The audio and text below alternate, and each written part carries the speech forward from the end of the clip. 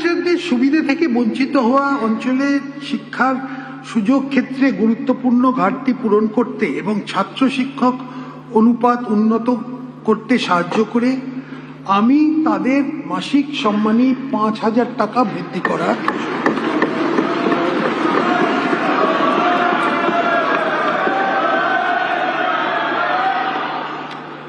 PM পোষণ প্রকল্পে গরম খাবার পরিবেশন করার ক্ষেত্রে কুক কাম হেল্পাররা একটা গুরুত্বপূর্ণ ভূমিকা পালন করছেন। আমি তাদের মাসিক সম্মানী ১,০০০ টাকা বৃদ্ধি করার ঘোষণা করছি। প্রাথমিক বিদ্যালয় মিড ডে মিলের উপকরণের খরচ ১০ টাকা করা হবে। ইসকনের সহযোগিতায় কলকাতা পৌরসভা এলাকায় স্কুলে পুষ্টিকর রান্না করে মিড ডে মিল দেওয়ার ব্যবস্থা করা হচ্ছে।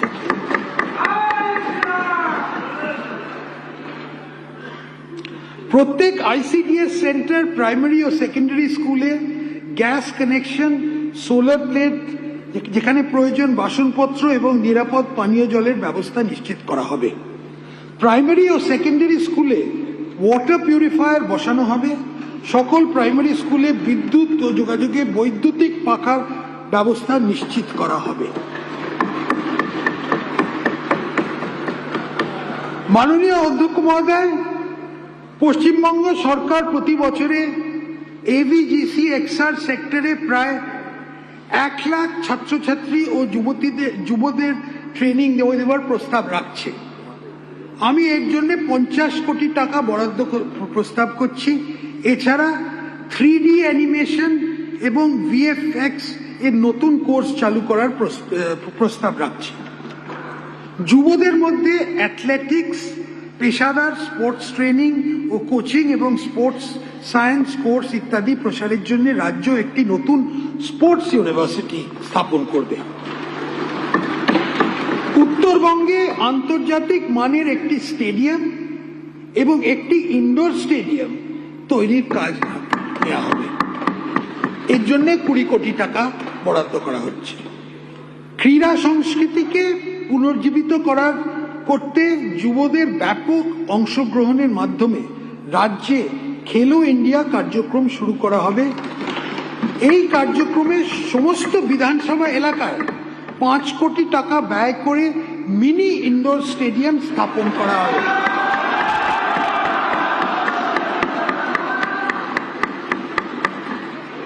যে সকল স্পোর্টস ক্লাব জাতীয় স্তরে ক্রীড়া প্রতিযোগিতায় অংশগ্রহণ করবে তাদের ১ কোটি টাকা আর্থিক সহায়তা দেওয়া হবে।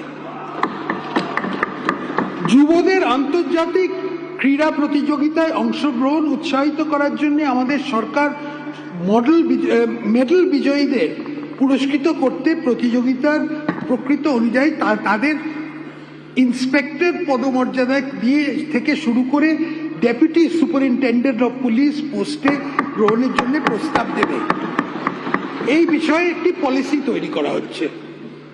জাতীয় ও আন্তর্জাতিক পর্যায়ে বিজয়ীদের পুরস্কারের অর্থ দেওয়ার উদ্দেশ্যে ৫০ কোটি টাকার একটা তহবিল তৈরি করা হচ্ছে।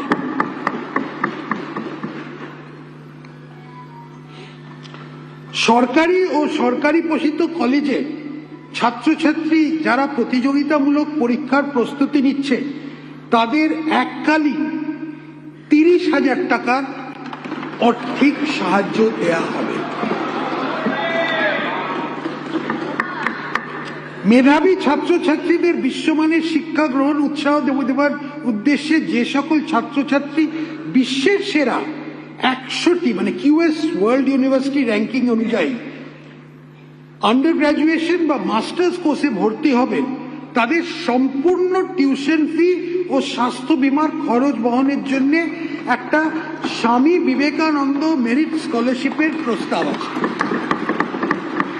এছাড়া এটাও খুব গুরুত্বপূর্ণ, জাতীয় স্তরের শিক্ষা প্রতিষ্ঠানে আন্ডার গ্র্যাজুয়েশন ও মাস্টার্স কোর্সে যে সকল মেধাবী ছাত্রছাত্রী ভর্তি হবেন তাদের টিউশন ফি নির্বাহের জন্য আর্থিক সহায়তা দেওয়া হবে।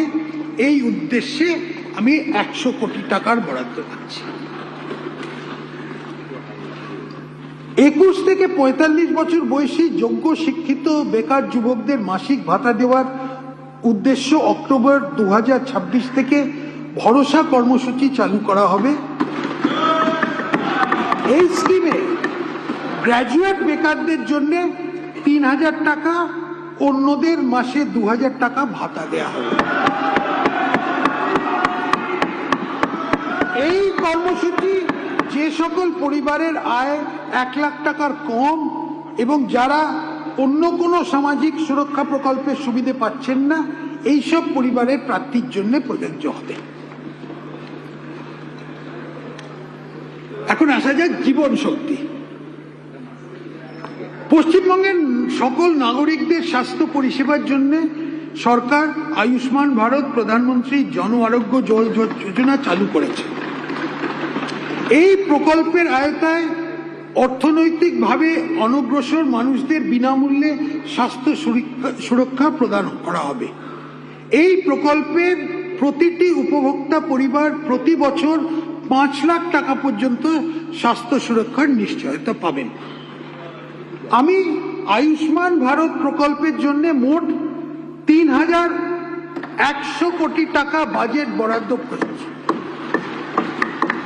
এই স্কিমে আশা আইসিডিএস কর্মী এবং 70 বছরের বেশি বয়স সকল নাগরিকের সহ অনুমানিক 7 কোটি মানুষের আওতায় আসবেন। যে সমস্ত গরিব মানুষ এই স্কিমের আওতায় আসবেন না, তাদের সিএম রিলিফ ফান্ড থেকে অর্থ সাহায্য করে দেওয়া হবে।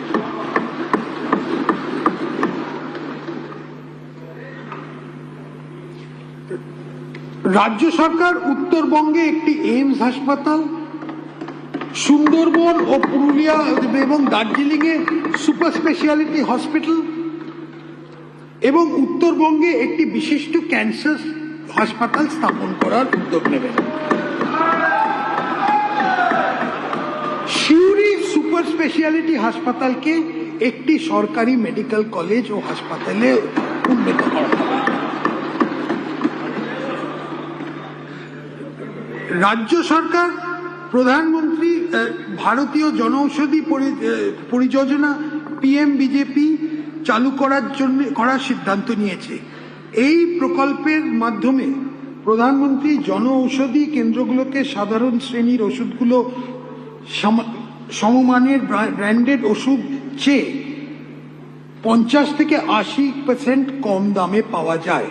Affordable medicines and reliable implants for treatment scheme চালু করা হবে, যার মাধ্যমে জীবনদায়ী ওষুধ ও ডিসপোজেবল সার্জিক্যাল সামগ্রী এবং দামি মেডিকেল ইমপ্লান্ট 50% থেকে 90% পর্যন্ত ছাড় পাওয়া যাবে। আলিপুরদুয়ার, কালিম্পং, দক্ষিণ দিনাজপুর ও পশ্চিম বর্ধমান জেলাতে নতুন মেডিকেল কলেজ স্থাপন করা হবে।